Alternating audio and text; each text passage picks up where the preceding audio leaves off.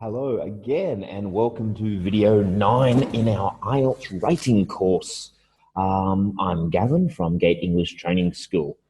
This is the last pre-prepared video, and remember in video 10 I'll be answering all of your questions. So a couple of things we're going to cover today. First of all is we're going to practice another essay type. We're just pretty much going to look at the problem and solution kind of essay. Between the two-sided essay and the problem and solution kind of essay, you pretty much cover 90% of the possible questions you might get. There are occasionally, probably a couple of times a year, there will be a different kind of question. Then we're going to look at examples, because examples is what causes students a lot of problems, coming up with good examples and relevant and specific examples. So first of all, let's have a look at the essay type we're looking at today. We're going to follow the same format that we did in lesson 8, but just with a different kind of question. So for this one, I've decided we're going to do a 4 BP essay structure. So with problem and solutions, you could do a 2 BP structure or a 4 BP structure. It really depends on how much you can write in that time. So we're going to still have the introduction, of course. We're going to introduce the general problem without being specific and generally say, and I will write about this. So we'll have a look at that a bit later on. Then we are going to have our BP1 and our BP3 are going to introduce the problem. So I'm not going to go through them all down the side here. BP1 and BP3 would be the same. They introduce the main problem and BP3 the other problem. Within these, you still have your examples and an explanation of this problem. Okay. The BP2 and the BP4, they will look at how we can fix this problem. So problem, solution, yeah? 2 problems, 2 solutions, and again, we have our examples and our explanations. Now, if you were doing a 2 BP structure, you might combine problem and solution into one paragraph, problem and solution into another paragraph. And if you really wanted, you could do a 3 BP essay structure, where again, you put main problem solution, second problem solution, third problem solution. For that, of course, means a lot more writing. Having the 4 paragraphs here kind of means we're not going to have the longest paragraphs. Okay, so you'll probably see that my BP3 and BP4 are actually a little bit shorter, because trying to do 4 paragraphs will, of course, be more difficult to fit in. Okay, and of course, we still have our conclusion where we restate the main problem and solution. All righty, let's have a look at our question. Steps will be a little bit different, sorry. Before we look at our question, we're going to analyze the question. We are going to brainstorm ideas for problem solutions, same as we did before. We're going to organize our best arguments and then get started on writing the introduction. So same thing as before, do a bit of brainstorming. These first 3 steps should take you about 4 or 5 minutes to think deeply about the question. And then again, your introduction should take 2 or 3 minutes once you've practiced introductions a lot. We then go through pretty much everything else the same as we did last time. We just kind of repeat for all the other BPs, basically. Write BP, have a quick edit, write the next one. Write the conclusion, and at the end, still please try to take 2 minutes at the end to read through everything and make some small changes if you can. So our question today, which we will now analyze, the major cities in the world are growing fast as well as their problems. What are the problems that young people living in cities are faced with? Give some solutions to these problems. That first sentence is just setting up the situation. It's not really saying anything. It's kind of saying why. So we're not looking at causes, we're looking at problems. These problems are happening because cities are growing fast, lots more people are living there. They lead to problems, okay? So that's kind of what we're doing. We're looking for what are the problems that happen with young people, because everyone's moving into cities and living in cities and there's lots of people in the city, and how can we overcome these problems? Alrighty, so pretty much 2 basic steps there when we analyze the question. And actually, just a quick thing. A lot of people might think, oh, why does this happen? And they might say, why do cities grow fast? If you do that, you have misunderstood the question. It's not asking you to say, why does this happen?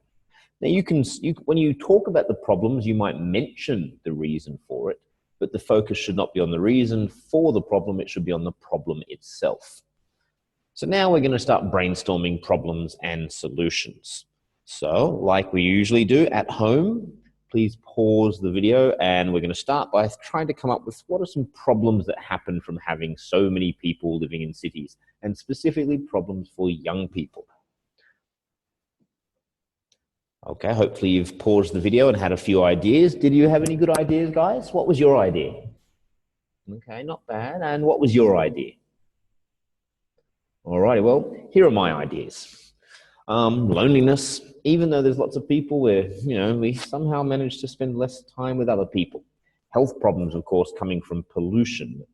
So really the problem is, there's pollution is the problem, but that's not a specific problem. Growing up in an unhealthy environment with pollution is much worse for younger people than it is for adults. And of course, stress, and there's very specific stress for young people that I would talk about, especially students. Lots of stress on high school students and university students as well. What about solutions? Again, pause the video, think about some solutions. Okay, so what have you come up with? Any good ideas? Now, generally, you probably want your solutions to line up with these three. So I came up with, loneliness. We need to get people out and doing things, not just community centers, but we need to build some kind of facilities or something for people to get them going outside. This is connected to health, fitness and sport, and stress. We need to have less exams and less homework, which is ironic since I'm here teaching you how to pass or get a better score on your exam. But I think in general, there's too many exams for high school students. And I don't think anyone would disagree with that. And also too much homework. Okay, so now that we've got our problems and solutions, and these might change, I might have some others. In fact, I do think I'd change my mind later on because of something I said leads me to something different. So again, this is just to get your brain going, to get the ideas coming out. Let's start organizing the best arguments. Now, I started thinking a little bit differently. I thought, okay, yes, so loneliness can be connected to these two together. More fitness centers, more community centers, they all kind of go together a little bit there. So I actually put these together as the solution. Better facilities and activities, and that includes sporting facilities and other things. Health problems. Now, one of the biggest health problems is if we're outside, stuck on buses or riding our bike or walking, then we're out breathing the air. So one, we need to get better public transport to fix that problem. One, that means that there'll be less pollution, but secondly, it means that children and teenagers and young people can travel inside the nice air-conditioned subway instead of outside on the roads. Okay. Are these the best arguments? Are they the best problems and solutions? Maybe not. It doesn't really matter. What matters is they fit together, they structure together. So we're going to write our introduction. So one more practice. This will be the last time you get to practice with me.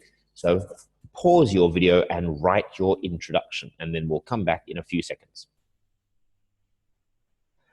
Okay. I sometimes wonder, now that we're up to video 9, how many of you guys don't pause it and you don't do the writing?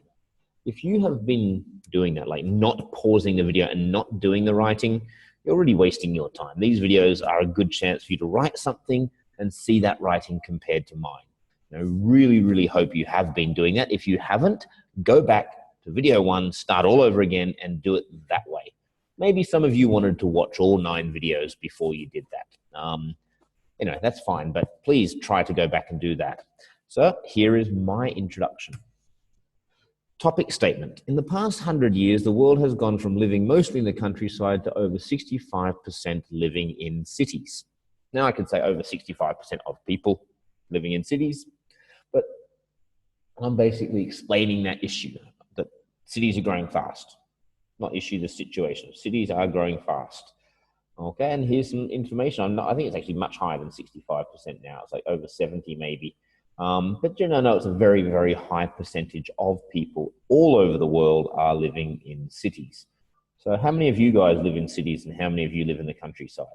I'm guessing probably 94% or more of the people watching this video, maybe 95% or more of people watching this video live most of their year in a city. Opinion statement. This has led to a lot of emotional problems for young people, which I will discuss in detail, as well as offering some solutions to these problems.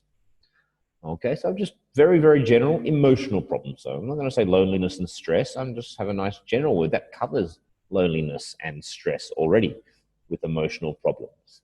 Okay, and I'm just going to say that we're going to discuss this and offer some solutions. It's a difficult kind of question to have a really good opinion statement for. So now we start writing our BP1.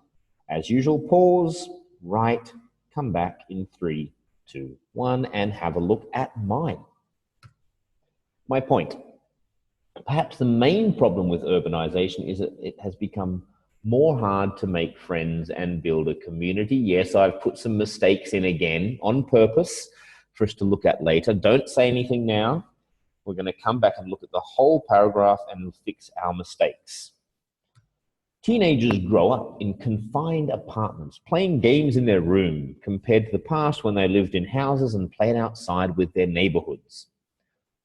Okay, again, yes, there is a mistake in there. Without that group play, these children have become more and more lonely and less people talk and have less and less people to talk to about their problems. Okay, so from loneliness. But I haven't actually mentioned lonely here. It's harder to make friends. The result of that is loneliness kind of thing. I've put that in there. All righty. So let's review that. Once again, I have a few mistakes in here. Pause the video, read through this paragraph and see what problems you can find there.